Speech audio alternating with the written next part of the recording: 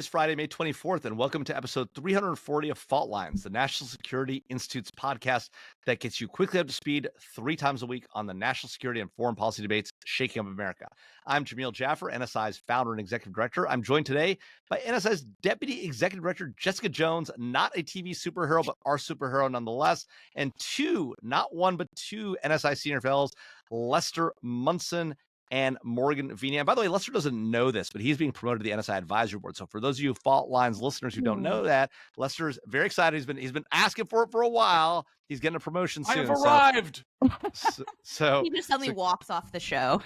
Keep your eyes out for that. But today we're not talking about the advisory board, but we are talking about Kenya. Yesterday, President Joe Biden held a state dinner at the White House for Kenyan President William Ruto, along with 500 guests, including Star Trek's LeVar Burton, Wilmer Valderrama. I mean, it was a star-studded gala. President Obama, our former president with Kenyan roots, was there as well, as was former President Bill Clinton. It was a star-studded cast. The first, by the way, state dinner for an African leader since 2008, when President Bush hosted the Ghanaian president. And prior to that, the last state dinner for an African president was the former president of Kenya, President Kibaki, who was hosted also by President Bush in 2003. Interestingly, President Obama, 8 years in office, never hosted an African leader for a state dinner. But it wasn't just about the food or the stars this week. It was also about big deals in defense and counterterrorism cooperation. The U.S. has been facing headwinds on the African continent. We've lost over a half dozen countries to coups in that area. We've seen the resurgence of the Wagner Group and the Russian presence, as well as the Chinese presence in Africa. And just this past couple of weeks, we talked about it on the podcast. The U.S. has been kicked out of Niger. We're getting kicked out of Chad. Our counterterrorism operations there against ISIS, West Africa, Al-Shabaab, and the like are under significant pressure. But Kenya remains a strong counterterrorism partner. They're going to get major non-NATO ally status, the 19th country in the world to get that status, which gives them priority access to defense articles and the like, as well as allowing the U.S. to place war reserve stockpiles outside the United States in countries like Kenya. So big news. Also, a bunch of other big news. Microsoft and G42, the Emirati AI company that's been getting a lot of news recently for Microsoft's big investment, announced that they're investing $1 billion in a data center in Kenya. So lots going on the African continent. Right next door, by the way, to my parents' home country of Tanzania, the capital of which is Dar es Salaam, which is where my parents grew up. So, Lester, you are our resident Africa expert right alongside Morgan Vina, also an Africa expert. Talk to us about what we should make of all the goings-on with the Biden administration and Kenya. You know, Jamil, there's a couple of ways we could go on this. One is to say, great, it's wonderful we're engaging with Kenya. It's an important country. The Biden administration is doing the right thing by giving them major non-NATO ally status. The state dinner's a nice thing. This is very good. Very true. But you're not going to say that, are you? I'm not going to say that. What I'm going to say is this is the tail end of a string of failures on the African continent, a record of neglect by the Biden administration. President Biden hasn't been there. He hasn't really fully engaged with the continent and the important leaders there, even though he's hosted these summits of heads of state, which have been kind of middling in their effectiveness at best. As you noted, there's been a string of failures across the Sahel. Kenya is the backstop for us. And if Kenya goes sideways, then we've lost the whole continent. So this better work. I do not have a lot of faith in the record of the Biden administration engaging with African countries. I don't really like the guest list at this event last night. Bringing in Ilhan Omar and Sean Penn, I think, sends the wrong signal to the Kenyans. Let's bring folks who are in the mainstream of our country. So I'm going to be critical, even though I think overall it was a good event and it was a good thing we're doing this. It really highlights the fact that the Biden administration's been absent on Africa issues. So Morgan, I know that you focus in this area as well. Talk to us about whether is less right? Is this just another example of the Biden administration trying to make up for a bunch of failures and maybe even failing with the state dinner because it wasn't the right guest list apparently according to last. I mean, yeah, it's not the right crowd. And Morgan, what do you make of all that? You know, I mean, I largely agree with Les, perhaps unsurprisingly here. I would note that the U.S.-Africa relationship has really suffered actually since the Trump administration, right? We really saw that the U.S. relationship with the continent take a hit not just during Biden, but during Trump. But what I think is notable is that when Biden came to office, all of a sudden the grown-ups were supposed to be in the room, right? And everything was supposed to be sunshine and roses, and we're going to be friends with everyone. And yet, as Les mentioned, and you mentioned in your introduction, that we've seen half a dozen coups in Africa since. We've seen Wagner expand its influence across the continent. And I just think we've seen just missed opportunity after missed opportunity here.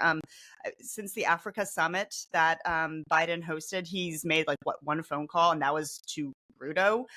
He's also asked the Kenyans to carry, the U.S. water in Haiti because, frankly, no one else wants to. And we've completely, botched all of our relationships in the region with respect to Haiti. That is a no-win situation right there, and we're now having the Kenyans do it. So I think bottom line here is that relationship the U.S. relationship with the African continent has suffered. It hasn't gotten any better under Biden. This, again, it's nice to do. With respect to the guest list, I would have liked to see George Bush there. I mean, we're talking George Bush did more for Africa than any other U.S. president. PEPFAR, MCC, let's be honest here. If we're really talking about U.S. impact on the continent, we should actually have the people in the room that have actually demonstrated that. And I think it was a missed opportunity. It's a great point, Morgan. And Jess, I want to get your thoughts on this. But, it's interesting. President Obama, who was there, left early, called out by President Biden for leaving early. But interesting relationship between some of these, between the presidents and their families as well. It's worth noting that Ruto is a hotelier, like President Biden's rival, Donald Trump, for the presidency. His wife is an educator, like Jill Biden. And Rachel Ruto and his daughter Charlene has sometimes been compared to Ivanka Trump. I won't use the derogatory phrase that Africans have used to refer to Charlene Ruto as, but it's an interesting. There's some relationships here that are interesting.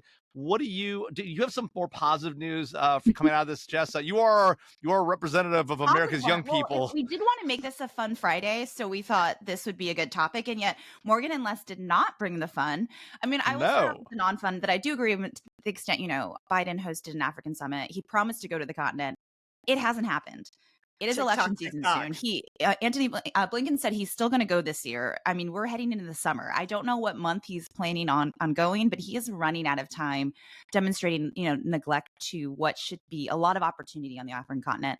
But again, I think there is a lot of opportunity. I think we're starting to see the beginning of China fatigue. China's invested almost $200 billion across the continent. All of these loans are coming due, and a lot of these countries are unable to pay for them, right? Yeah. And even Kenya itself, I think its debt is 75% of its GDP at this point, right? So they're needing, Les is going to correct me on that probably, but they're needing support, right? And so one of the announcements that came out of the visit is, debt burden relief and U.S. investments on the continent. That's one opportunity. And I think you also see, the coups and the turning to perhaps more, support for the military is not necessarily a lack of belief in democracy. It's with their political elites, right? When you actually survey and do polls across the continent, you still have a majority that favor democracy. It's just not really working for them at this point or with their particular leader. So I still think there's an opportunity there. I think it's a really great part bringing up PEPFAR. We're seeing kind of massive starvation across the African continent. And I think there's an opportunity for the U.S. to lead when it comes to coordinated response and support. We don't see China picking up when it comes to these huge, large scale, widespread projects. They're not trying to do that. They're trying to make a dollar, right? They're trying to build infrastructure. So I think there is, as much as we don't want to just focus on the humanitarian aspect when it comes to the African continent, there might be something there along the lines of PEPFAR to really make an impact across the region in this really critical time. Let me jump in, Jamil, and say, first of all, excellent points by Jones. Let me put the onus on Congress a little bit, because the toolbox for U.S. policymakers in Africa is antiquated. We do not have a security assistance regime that makes sense for the African continent. That should be blazingly obvious by now. Congress needs to get off its rear end, take a hard look at that, make some tough decisions, and give the president the things he needs and his team needs to actually deal with the stuff that's going on in the Sahel and compete with the Wagner Group and get a system in place that Africans can embrace, because right now we don't have that at all. Yeah, Wait, let me just chime in 1 second here, because I've said this on the podcast before, and I think it's worth reiterating, is that the United States has to change its attitude when it comes to the continent. the continent, yes, it has problems with conflict and starvation and poverty. Yes. Corruption. But we need to change the narrative. There is a huge opportunity for the United States to partner with African countries when it comes to technology, when it comes to infrastructure development, Critical minerals. with critical minerals, business. And so we need to start to rethink how we partner with Africa, as opposed to, just poor, impoverished Africans that are starving. That is the wrong way to take this, Totally. and view how we engage with Africa. We need to actually start seeing them as partners. Less paternalism, more fraternity. 100%. Yes. Jessica, you get the last word. Well, so Les is our also resident sports diplomat. And I don't know, Les, if you knew you were upset at the guest list, but actually, did you know NBA President Adam Silver was there, and they're going to launch a basketball camp in Kenya that will train up to 10,000 players a year. That was my fun fact for you, Les. Yeah, I bet Adam Silver's gonna be really excited. By the way, graduate of the University of Chicago Law School, is gonna be really excited about bringing China to partner in Africa, because the NBA kowtows to China all the time. All right, folks, that's a wrap. They ought to put that academy in South Sudan, frankly, because those guys are big. All right. And that's a wrap. Thanks so much to Devlin Burning, Claude Jennings, the NSI staff for helping producing today's episode. We're taking a break for Memorial Day. Honor the veterans and those who've served our country on Monday, and come back to us on Wednesday, May 29th for another episode of Fault Lines, the National Security Institute's podcast that gets you smart, fast 3 times a week on the national security and foreign policy debates shaking up America. Fault Lines is now on YouTube, so be sure to check out our smiling faces and Jessica cracking up there about Adam Silver in the NBA and South Sudan. And if you like what you heard or saw, which we know you did, be sure to rate, review, and subscribe, and do it right now. Have a great Memorial Day weekend.